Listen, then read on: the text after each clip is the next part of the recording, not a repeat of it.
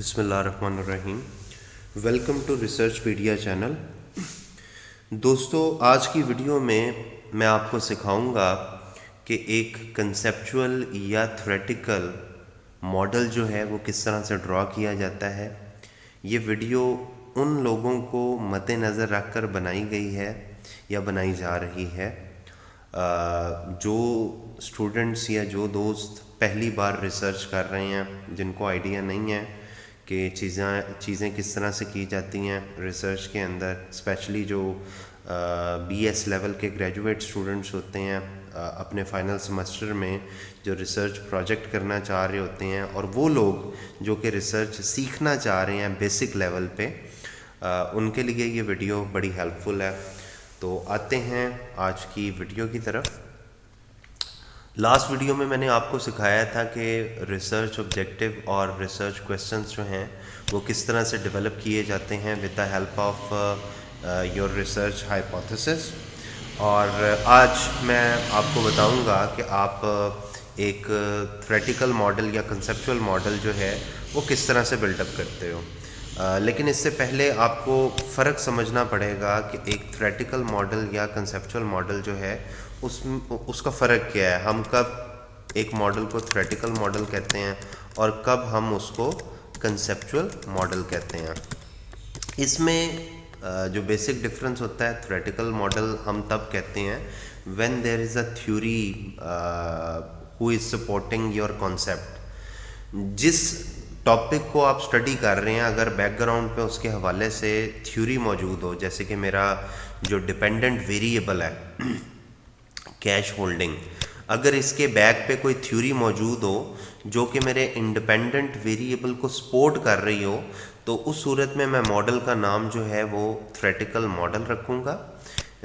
लेकिन अगर let's suppose मेरे डिपेंडेंट वेरिएबल की सपोर्ट में कोई थ्योरी बैकग्राउंड में मौजूद ना हो जिसमें ये इंडिपेंडेंट वेरिएबल जो हैं वो डिस्कस हो रहे हों, तो उस सूरत में इसको मैं कंसेप्चुअल मॉडल कहूँगा। यानी ऐसी सूरत में मैं कंसेप्ट्स को डील कर रहा हूँ रेदर देन जो है वो rather than my theory. So अगर बैकग्राउंड में थ्योरी मौजूद है then it is theoretical model, अगर बैकग्राउंड पे थ्योरी मौजूद नहीं है then it is conceptual model. तो आप जो है यहाँ पर सर्च कर सकते हो थ्योरेटिकल मॉडल, ठीक है जी। अगर मैं ये लिखूँ थ्योरेटिकल मॉडल, ये लिखकर जब आप इमेजेस पे जाएंगे गूगल पे, तो आपके सामने ये मल्टीपल शेप्स आ रही हैं, या आपको रिसर्च पेपर्स में भी नज़र आएंगी, जिसके ज़रिए आप अगर तो सिर्फ इंडिपेंडेंट कुछ एक इंडिपेंडेंट वेरिएबल का डिपेंडेंट वेरिएबल पे इफेक्ट देख रहे हैं तो आप इस तरह की शेप्स बनाएंगे, ठीक है। अगर आपके पास कोई मीडिएटिंग वेरिएबल भी मौजूद है, ठीक है, ऐसी सूरत में ये इंडिपेंडेंट होता है और ये मीडिएटिंग होते हैं, ठीक है, और ये आपका डिपेंडेंट वेरिएबल होता है। सो अगर आप मीडिएटिंग वेरिएबल का जो है वो दरमियान में इम्पैक्ट कंसिडर कर रहे हैं इंडिपेंडेंट के अलावा, तो कुछ इस तरह की शेप बनेगी। फिर इसी तरह अगर आपके मॉडल के अंदर मॉडरेटिंग वेरिएबल हो, लाइक मैं आपको दिखाता हूँ यहाँ पे शायद अवेलेबल होगा कि अगर आप मॉडरेटिंग वेरिएबल को अपने मॉडल में कंसिडर कर रहे हैं तो उस सूरत में आप किस तरह से जो है वो लेकर चलेंगे मॉडल को। ये भी आपके सामने जो ये वाला मॉडल नज़र आ रहा है, this is also mediating variable model. इसको मीडिएटिंग भी कह सकते हैं, अगर ये तीनों इंडिपेंडेंट है तो फिर ये मीडिएटिंग होगा। बाज़ ये डिटर्मिनिस्टिक होता है, लाइक ये तीनों मिलकर इसको डिटर्मिन करते हैं और ये फिर आगे से इसको इम्पेक्ट करता है। तो हम यहाँ पर देख लेते हैं मीडिएटिंग का आपको समझ आ गया, आपको डायरेक्ट वाला जो है मेथड समझ आ गया कि if there are independent variable, ठीक है, अगर वो ही सिर्फ इम्पेक्ट कर रहे हों आपके डिपेंडेंट वेरिएबल को, तो मॉडल किस तरह से बनता है। तो मॉडरेटिंग शायद हमें यहाँ पर लिखकर सर्च करना पड़ेगा, मॉडरेटिंग। ये मैंने लिख लिया है और इसको मैं सर्च करता हूँ। ये देखिएगा ये एक मॉडल है जिसमें 2 मॉडरेटिंग है, ठीक है। तो ये इस शेप पे बनेगा। तो मैं आज आपको ये चीज़ें बनाना सिखाता हूँ। ये सारे मॉडरेटिंग हैं, लाइक ये देखिएगा, ये एक मॉडरेटिंग है, ठीक है। ये मीडिएटिंग प्लस मॉडरेटिंग है, ठीक है। ये आपको जो शेप नज़र आ रही है, ये मॉडरेटिंग इम्पैक्ट भी डाल रहा है और मीडिएटिंग इम्पैक्ट भी है। ये देखिएगा, ये मॉडरेटिंग इम्पैक्ट है, ठीक है। तो आपने करना ये होगा कि आपने एक फाइल बना लेनी है पीपीटी पे, लाइक जिसको हम पावर पॉइंट बोलते हैं। इसको आप नाम दे दें, लेट्स सपोज थ्योरेटिकल मॉडल, ठीक है। अब मेरे जो स्टडी है, अगर मैं उसके ऑब्जेक्टिव देखूं तो 2 जर्नल ऑब्जेक्टिव हैं। पहला ऑब्जेक्टिव वो ये है, the present research aims focus या target to determine the impact of employ productivity, organisational productivity, ownership type and dividend policy and governance quality on cash holding. ये मेरा पहला ऑब्जेक्टिव है, जो कि इसके इंडिपेंडेंट वेरिएबल का डिपेंडेंट वेरिएबल पे इम्पैक्ट बता रहा है। तो पहले मैंने क्या करना है, यहाँ पर जब आप पावर पॉइंट ओपन करते हैं, ठीक है, तो आप सिंपली सबसे पहले एक न्यू स्लाइड्स ओपन करें जो कि ब्लैंक होनी चाहिए। यहाँ पर आकर आप इंसर्ट का बटन दबाएं, शेप्स के बटन पर जाएं। अब आपकी मर्ज़ी है कि आप शेप जो है वो राउंड करना चाह रहे हैं या शेप रेक्टेंगल, राउंडेड रेक्टेंगल रखना चाह रहे हैं। It is up to you. Let's suppose मैं राउंडेड रेक्टेंगल रखता हूँ। तो जितने मेरे इंडिपेंडेंट वेरिएबल होंगे, ठीक है, जितने मेरे इंडिपेंडेंट वेरिएबल होंगे पहले मैं उतने बॉक्सेस बनाऊंगा।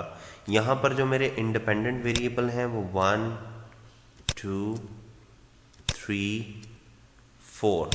4 मेरे इंडिपेंडेंट वेरिएबल हैं। तो मैं यहाँ पर 4 बॉक्सेस बना लूँगा। आप पहला बॉक्स बनाएं, बनाने के बाद यहाँ पर उसकी थोड़ी सी फॉर्मेटिंग चेंज कर दें कि थीम्स में से पहली थीम जो है वो ब्लैक कलर की, वो हमने चूज़ कर ली। अब इसी शेप को कॉपी करते जाएं ताकि साइज़ जो है वो फ़र्क ना आए बाकियों का। तो ये देखें जी,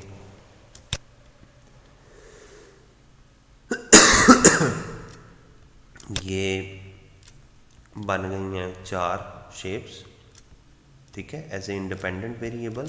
और राइट साइड पे डिपेंडेंट वेरिएबल को ले आए, ठीक है।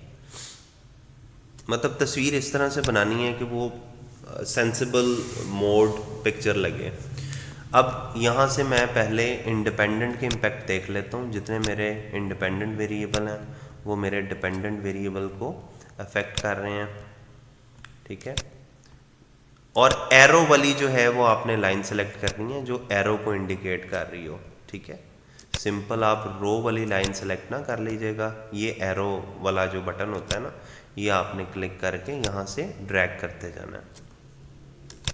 ये देखें जी, उसके बाद ये सिलेक्ट किया और यहाँ से इसको ड्रैग कर दिया, ठीक है।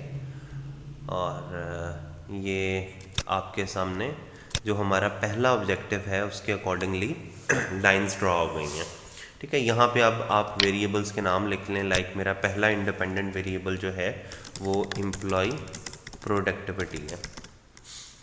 अगर स्पेस कम हो तो आप इनको शॉर्ट करके भी लिख सकते हैं। लाइक मैं ईपी लिख दूंगा एम्प्लॉय प्रोडक्टिविटी को, ठीक है। यहाँ पर मैं ऑर्गेनाइजेशनल प्रोडक्टिविटी, ठीक है, ओपी। अगर स्पेस कम हो तो आप शॉर्ट करके लिख लें, या अगर आपका इंडिपेंडेंट वेरिएबल का नाम बड़ा है तो तब भी आप शॉर्ट करके लिख लें। यहाँ पे मैं लिख लूँगा ओनरशिप टाइप, ठीक है, OT या सिंपली OWNT, ओनरशिप टाइप, ठीक है जी। और फोर्थ मेरा वेरिएबल था डिविडेंड पॉलिसी, ये DP। ये इंडिपेंडेंट वेरिएबल है और डिपेंडेंट मेरा कैश होल्डिंग था, उसको यहाँ पर ले आया CH, ठीक है जी।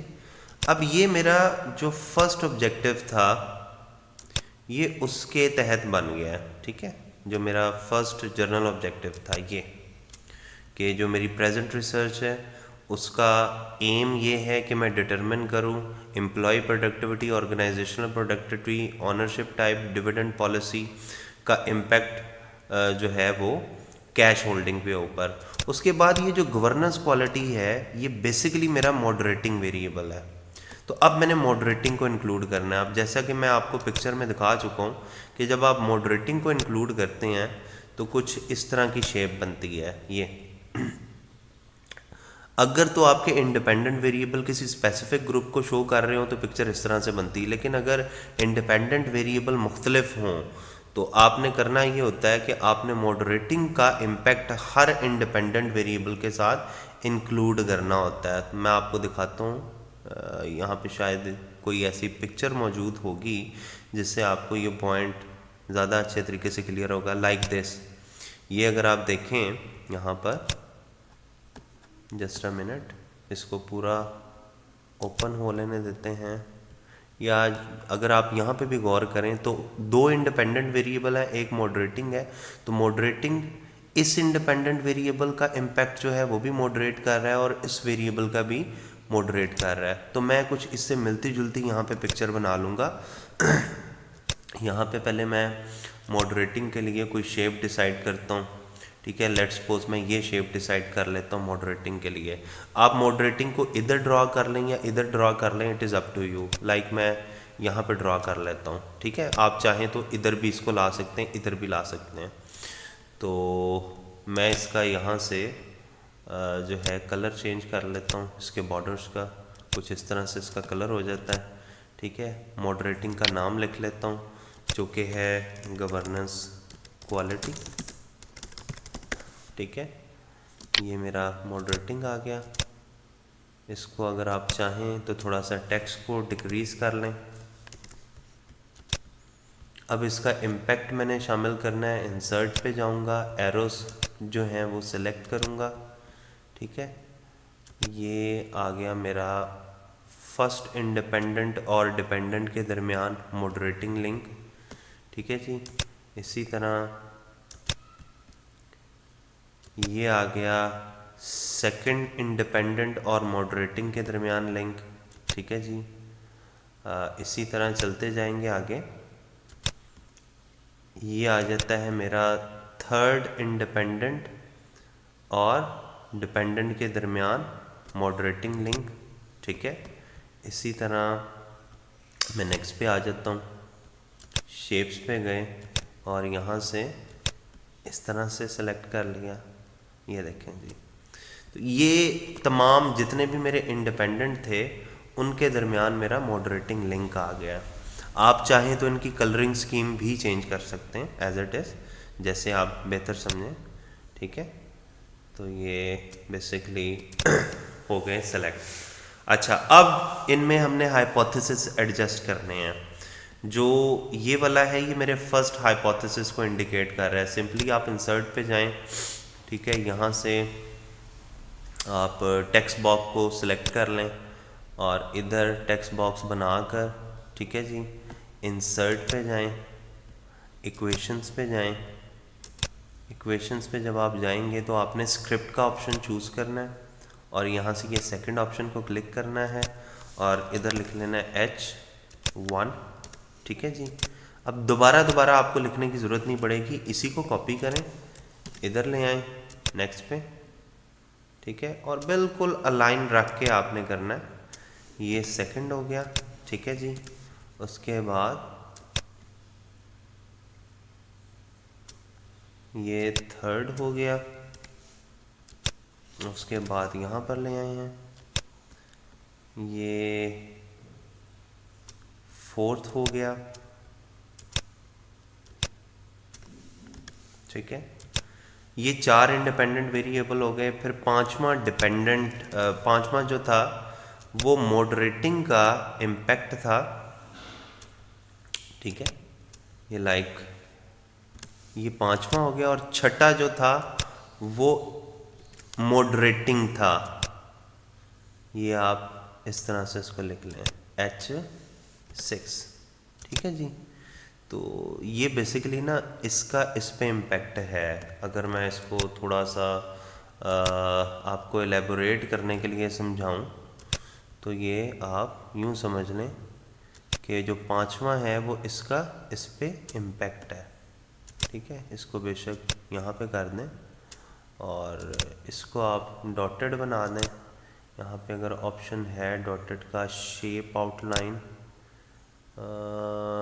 ये डैशेस वाली है, इसको अगर हम सेलेक्ट करें तो ये कुछ इस तरह से बन जाएगी। ठीक है, तो ये बेसिकली इंडिकेट कर रहा है गवर्नेंस क्वालिटी का कैश होल्डिंग के ऊपर इम्पैक्ट, जबकि ये जो है ये आपके मॉडरेटिंग इम्पैक्ट को शो कर रहे हैं। इसको बेशक यहाँ पर आप ला कर तो इसके साथ आप ए लिख दें। ठीक है, ये फर्स्ट मॉडरेटिंग इम्पैक्ट हो गया। इसको मैं सेलेक्ट करके इधर ले आता हूँ। ठीक है, जस्ट अ मिनट, इसी को आप कॉपी करें यहाँ से और इधर ले आए। ये आपका हो जाएगा सेकंड मॉडरेटिंग इम्पैक्ट। ठीक है जी, 6B। और इधर ले आए, ये तीसरा मॉडरेटिंग इम्पैक्ट हो जाएगा 6C। ठीक है जी, और ये नेक्स्ट पे ले आए, ये चौथा मॉडरेटिंग इम्पैक्ट हो जाएगा 6D।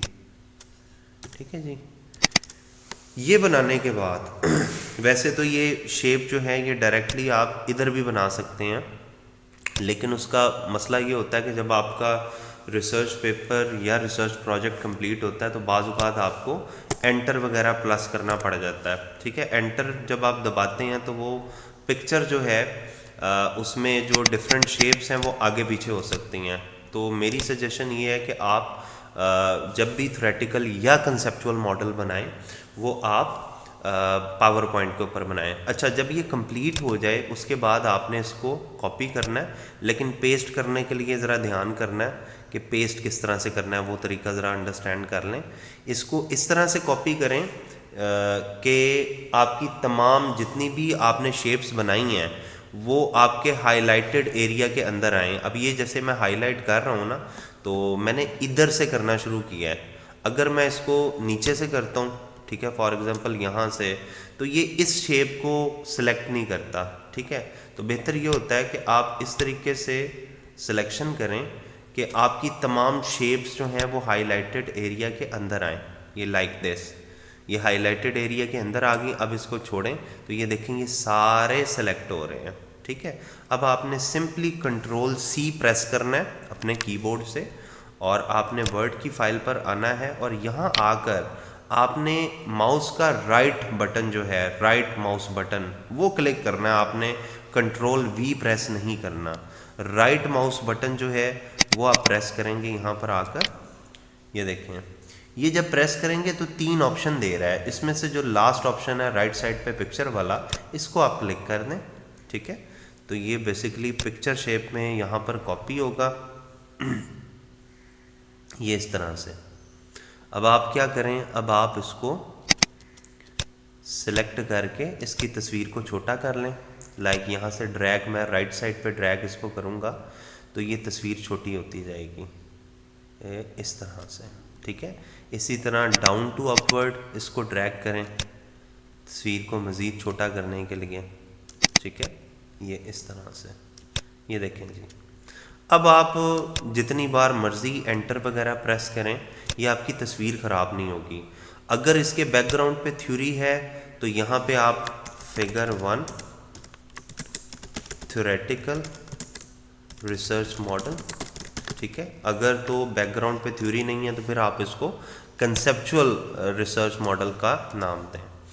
तो उम्मीद करता हूँ कि आपको आज की वीडियो की समझ आई होगी कि किस तरह से आप एक कंसेप्चुअल या थ्योरेटिकल रिसर्च मॉडल जो है वो इफ़ेक्टिव तरीके से किस तरह से ड्रॉ कर सकते हैं। मज़ीद वीडियोस के लिए चैनल को लाइक और सब्सक्राइब ज़रूर कीजिएगा और मज़ीद आने वाली वीडियो ज़रूर देखिएगा। शुक्रिया।